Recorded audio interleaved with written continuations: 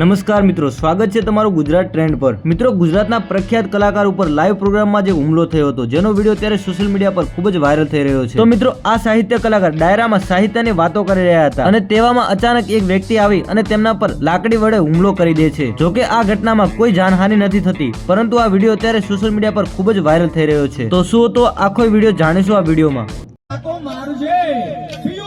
पीठ में देजिए लगा लेकर मारी सैयरों मेरा मार से आपको कायल नरमी ना